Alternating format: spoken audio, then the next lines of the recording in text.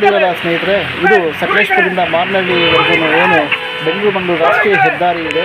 ಹೆದ್ದಾರಿಯಲ್ಲಿ ದೊಡ್ಡತಪ್ಪಲೆ ಹತ್ರ ರೈಲ್ವೆ ಕ್ರಾಸಿಂಗಿಂದ ಮುಂದೆ ಏನು ವೈಟಿಂಗ್ಗೋಸ್ಕರ ಸುಮಾರು 100 ಅಡಿ ಎತ್ತರದ ಗುಡ್ಡವನ್ನು 90 ಡಿಗ್ರಿನಲ್ಲಿ ಇವರು ರಾಷ್ಟ್ರೀಯ ಹೆದ್ದಾರಿ ಪ್ರಾಧಿಕಾರದವರು ತಪ್ಪಿಸಿದ್ದಾರೆ.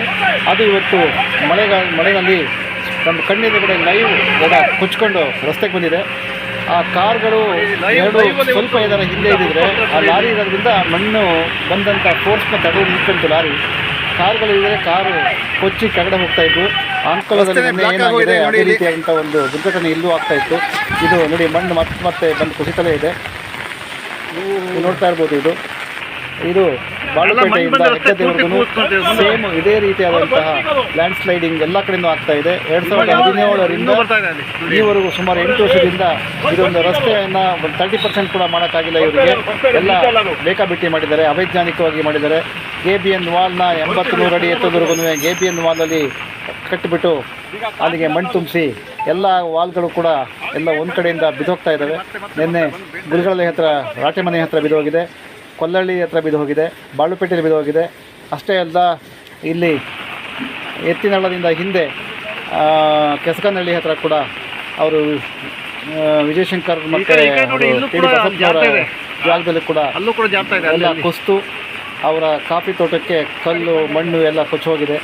ಇದು ಇಡೀ ರಸ್ತೆ ಏನಿದೆ ಬಾಳುಪೇಟೆಯಿಂದ ಹೆಗ್ಗದ್ದೆವರೆಗೂ ಇದು ನಿರಂತರ 2017ರಿಂದ ಇವತ್ತವರೆಗೂ ಯಾವತ್ತು ಇವರು ಭೂಮಿನ ಕಟ್ ಮಾಡಿದ್ರು 90 ಡಿಗ್ರಿ ಅವತ್ತಿಂದ ಈ ಸಮಸ್ಯೆ ನಿರಂತರವಾಗಿ ಆಗ್ತಾಯಿದೆ. ಇದೇ ಜಾಗದಲ್ಲಿ ಸ್ವಲ್ಪ ಮುಂದೆ ನೋಡಿ, ಅಲ್ಲಿ 2019ರಲ್ಲಿ ಮೇಲ್ಗಡೆಯಿಂದ ಗುಡ್ಡ ಕುಸಿತು ರಸ್ತೆಯಲ್ಲಿ ಹೋಗ್ತಾ ಇರ್ತಕ್ಕಂಥ ಟ್ಯಾಂಕರ್ ಬಂದು ಆ ಮಣ್ಣೆಲ್ಲ ಟ್ಯಾಂಕರಿಗೆ ಹೊಡೆದು ಆ ಟ್ಯಾಂಕರ್ ಸುಮಾರು 300-400 ಅಡಿ ಆಳಕ್ಕೆ ಹೋಗಿ ಕೆಳಗಡೆ ಬಿದ್ದು ಅಲ್ಲಿ ಒಂದು ಸಣ್ಣ ಕೆರೆ ಇದೆ. ಆ ಕೆರೆ ಒಳಗಡೆ ಟ್ಯಾಂಕರೇ ಮುಳುಗೋಗ್ಬಿಟ್ಟಿತ್ತು.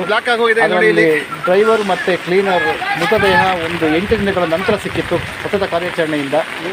ಇಷ್ಟೇ ಅಲ್ಲ, ಇಲ್ಲಿ ಪ್ರತಿ ಮಳೆಗಾಲದಲ್ಲಿ ಗಂಟೆಗಟ್ಟಲೆ ದಿನಗಟ್ಟಲೆ 24/7 ಕೆಲವು ಸಮಯದಲ್ಲಿ ರಸ್ತೆ ಬಂದಾಗಿದೆ. ರಸ್ತೆ ಬಂದಾಗಿ ಬೇರೆ ಬೇರೆ ಮಾರ್ಗದ ಮೂಲಕ ಹೋಗುವಂಥ ಈ ಅವ್ಯವಸ್ಥೆಗೆಲ್ಲ ಕಾರಣ ರಾಷ್ಟ್ರೀಯ ಹೆದ್ದಾರಿ ಪ್ರಾಧಿಕಾರ ಹಾಗೂ ಏನು ಚತುಷ್ಪಥ ಕಾಮಗಾರಿ ಮಾಡ್ತಾ ಇರ್ತಕ್ಕಂತಹ ರಾಜ್ಕಮಲ್ ಕಂಪನಿ ಇದಕ್ಕೆ ನೇರ ಹೊಣೆ. ಇಷ್ಟೆಲ್ಲ ಅವಾಂತರಗಳಾಗ್ತಿದ್ರು ಕೂಡ ನಮ್ಮ ಆಡಳಿತ ವ್ಯವಸ್ಥೆ ಯಾಕೆ ಕಣ್ಮುಚ್ಕೊಂಡು ಕೂತ್ಕೊಂಡಿದೆ ಅಂತೇಳಿ ನಿಜವಾಗ್ಲೂ ಪ್ರಶ್ನೆ ಆಗಿದೆ. ಇವತ್ತು ಕೇಂದ್ರ ಸರ್ಕಾರ ಎಲ್ಲ ಕಡೆ ಒಳ್ಳೊಳ್ಳೆ ರಸ್ತೆಗಳನ್ನು ಮಾಡಿದೆ, ಸುರಂಗಗಳನ್ನು ಮಾಡಿದೆ ಅಂತ ಜಮ್ಮು ಕಾಶ್ಮೀರಲ್ಲೇ ಅಂಥ ಒಂದು ರಸ್ತೆಗಳನ್ನು ಮಾಡ್ತಿರುವಾಗ ಇದು ಸಕಲೇಶ್ಪುರದಂಥ ಒಂದು ಪ್ರದೇಶದೊಳಗಡೆ ಒಂದು ರಸ್ತೆನ ಅಗಲೀಕರಣ ಮಾಡಿ ಚತುಷ್ಪಥ ಮಾಡೋದಕ್ಕೆ ಈ ರೀತಿ ಅವೈಜ್ಞಾನಿಕ ಕಾಮಗಾರಿ ಮಾಡ್ತಾ ಇರ್ತಕ್ಕಂಥ ಈ ಕಾಂಟ್ರಾಕ್ಟರ್ ಮೇಲೆ ಯಾಕೆ ಕಾನೂನು ಕ್ರಮ ಕೈಗೊಳ್ಳಬಾರ್ದು?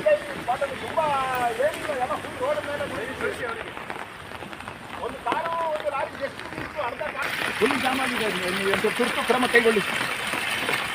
ಓಕೆ ಏನು ಫೋನ್ ಮೇಲೆ ಫೋನ್ ಮಾಡ್ತಿದ್ದಿಲ್ಲ.